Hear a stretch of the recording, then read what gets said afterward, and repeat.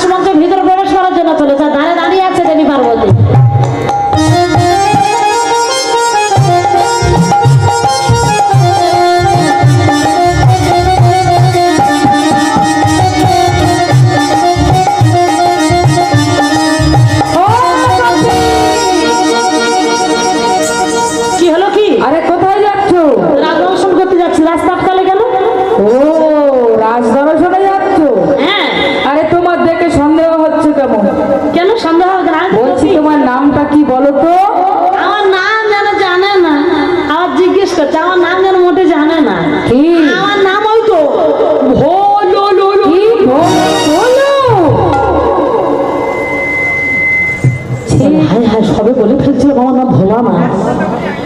প্রথম পরীক্ষায় বলে আজ দেবীর হাতে ধরা পড়ে যাবো, কি নাম বলবো এবার?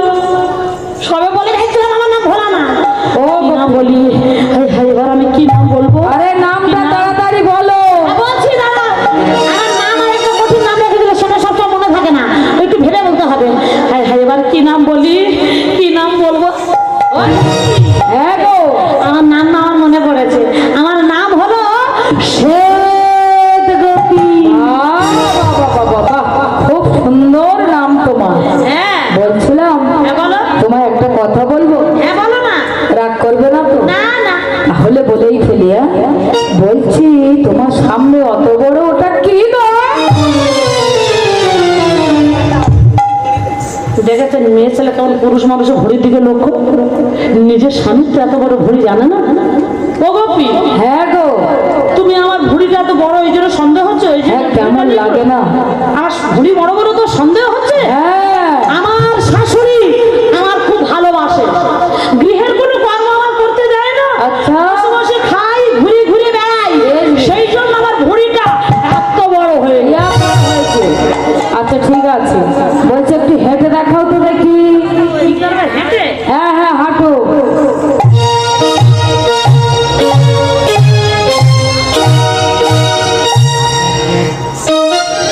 দেবী পার্বতী হাতের দিকে বলছে কি সর্বনাশ, তুমি ডান চালা গোপী গা, চলো গোপিকা, ডান চালা গোপী গা, চলো গোপিকা, গোপী বাবু আগে চলে ডান চালা গোপী গা,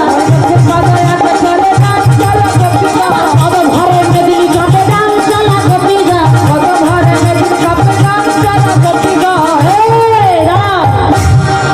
তুমি কি হস্তিনী জাতের গোপিনী? তুমি নারী জাতি হয়ে তুমি আগে ডান চরণ না পেলে ডান চরণ ফেললে কেন?